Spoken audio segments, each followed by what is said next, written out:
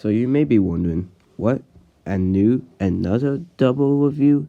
Well, yeah, since I've seen these two movies in the same time, since I haven't uploaded much on my YouTube channel. So instead, I decided to do a double review with The Sea Beast and Minions The Rise of Gru. So the one I'm starting off with is The Sea Beast, since I saw that one first. So anywho, let's get into The Sea Beast review. Since I did like this movie, I'm gonna start with the stuff I didn't like about it. Is the one thing I didn't like about this film is how it's way too similar to How to Train Your Dragon. Like all the elements about some of the main characters, meeting the big monsters like usually happens in other films like these, is very predictable, and the humor is, well, not that effective since it mostly feels out of place, but there were some jokes that might have given me a chuckle a bit. And the message itself does kind of seem a bit too preachy. I mean, like, it always gives out like a way too happy ending kind of stuff. And what makes it even worse is that it's always trying to rub the message into your face. But I did like the stop fighting message, which is still fine on its own. So, yeah, those are the story itself. Some bits in the story aren't really that impressive. If another thing that doesn't work is with the side characters. I mean, I'm not saying that the side characters aren't bad. It's just that none of them got much screen time to get some development.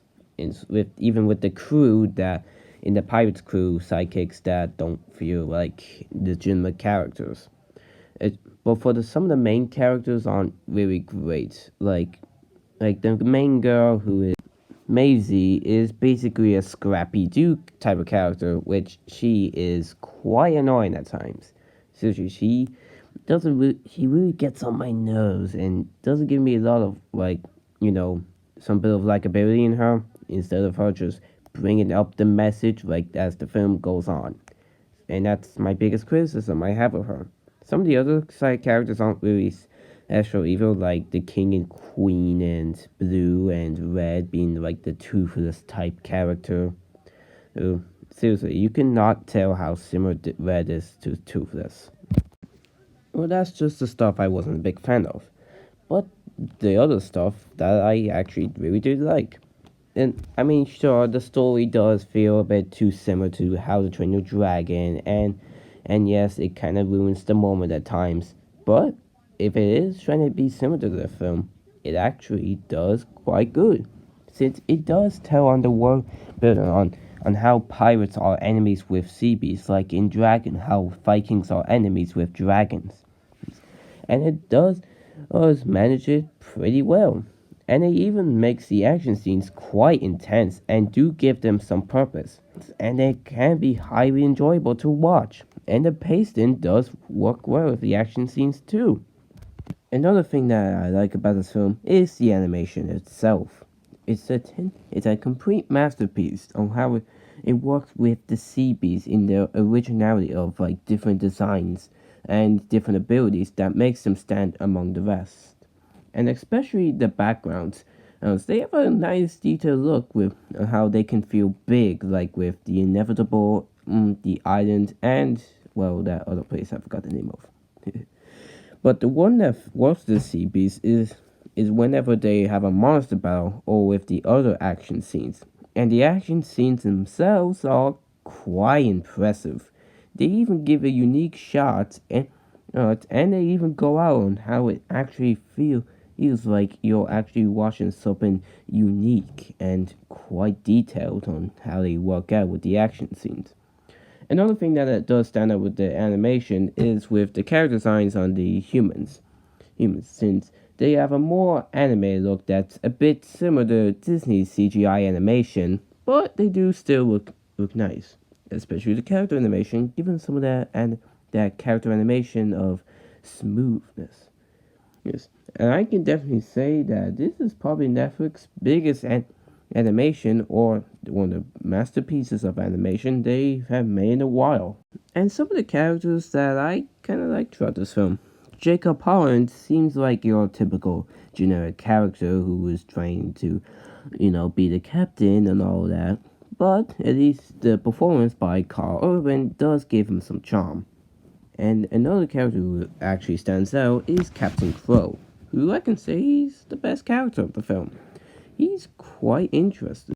He's the member of the ship who is actually the most determined to take down the Red Bluster after it took in his eye, which actually does feel like he's getting closer and he wants to take this Red Bluster down because that's his mission. He's a bit, it's like he's a bit like John Silver from Treasure Planet. Well, he may seem like a villain, but he still is a good guy who wants to complete his mission. And I will say the voice acting here is pretty good. And it does give most of these characters some charms, even if they can be seen as generic. They are generic tropes, but it's the characters, and the voice acting does give some characters a lot of charm. The Sea Beast is the comeback of Netflix ever since their career so far has been kind of shite in this year, especially with Marmaduke. But at least I can say the Sea Beast was a big comeback with some beautiful animation and some engaging action scenes and characters that start to get more interesting when the voice actors gives them a lot of charm. And I will say is that it won't be as grand as How to Train Your Dragon, since most people won't compare it to that kind of film, since it is a bit familiar. But at least it will give you what people want, an action-packed feature. And that's why I'm giving this the seal of good. So you might as well just watch this on Netflix while you sit back and relax.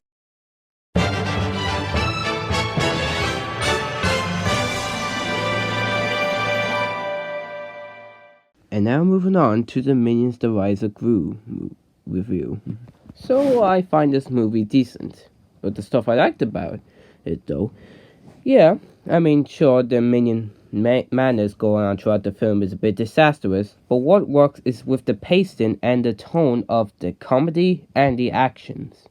And like there are so many like comedy slapsticks by the Minions that actually are quite hilarious. Even some of them actually did give me a chuckle. And even works out for like the action scenes, giving them more of a purpose, which actually does send the move to make things a bit intense. And that's what this movie is trying to do, to give the Minions fans what they want, Minion madness. And that's exactly how they do it well here. If it wants to give out some laughs, that's perfectly fine. Especially for the fans, they will get a real laugh out of this. Another thing that I like about this film is the animation itself. Where it has a lot of action scenes and it can be quite rendered very well. Especially the climax, even though if it is a spoiler, but hey, blame the trailers, not me. But anywho, the climax do set up with a lot of texture and a lot of intensity that does make the film exciting to watch, and especially with the abilities. Another thing that works here is the character animation, where the humans have a lot more smoothness, while the minions have a more comic tone where their movements are a bit bouncy, but they are still smoothly rendered. And the character designs do stay true to how the characters looked before with the minions and Gru in the first film. But the one thing that stands out between the others is the kung fu aspect. That actually plays a big role in this film. Well, not entirely. It's actually at the middle time. Not much throughout this film, but it does actually look nice when how the animators put a lot of effort into the kung fu stuff. I mean, sure, it's by Illumination standards, but at least it is still nice to look at. Another good thing about this film is with the voice acting, giving some characters a bit of charm with the comedy and the action, especially with some of the emotional scenes. The one that stands out is the bonding with Wild Knuckles and Gru themselves. And I can say it really does have some nice touching moments that does give this film a lot of heart. But then there's the stuff that doesn't quite work here. And the one that's the most notable is the story itself, which it has in total of 4 plots. The first one is with Kevin, Bob, and Stuart trying to learn Kung Fu in order to save Gru. Gru and Wild Knuckles having a bonded time. Otto trying to grab back the stone, and the Fisher Six trying to look for Gru.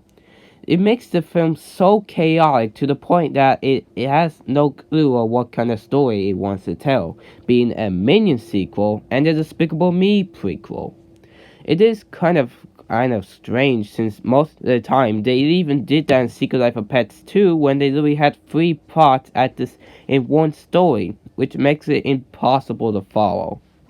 Did say that the animation was nice, but the one that I had to criticize about it is that how the backgrounds don't add much to it, with the same town as usual, San Francisco, an island, Chinatown, and yeah, and Gru's Lair, which it did stand out since it is the beginning of Gru's New Lair.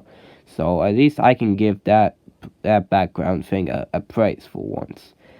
But the characters still add to that generic role, with, like Kevin being the straight man, Bob being the childlike minion, and Stuart being the like a hothead and all that. And Gru is just your generic kid who wants to become a villain. That's it. And even the Fisher Six are just the villains who just want to like be villains, and that's it. Even though that most of the abilities they do is what they make them stand out for once.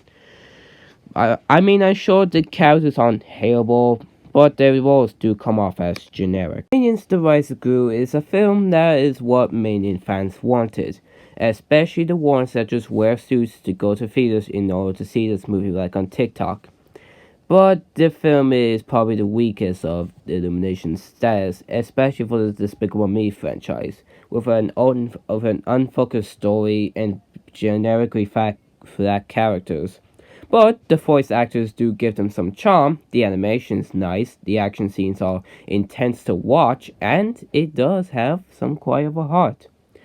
And to be honest, we're at the 5th film of this franchise. Okay, not like Despicable Me 5 and all that, but the 5 films in one Despicable Me franchise is quite like Ice Age, but at least the films can and have some mixed results. So, with that said, we're done with Minions The Rise of Gru, and we just hope Illumination does not put in much other Despicable Me films in order to make this a disastrous of a franchise. Oh no. Well, in that case, I'll give it a 0 of average.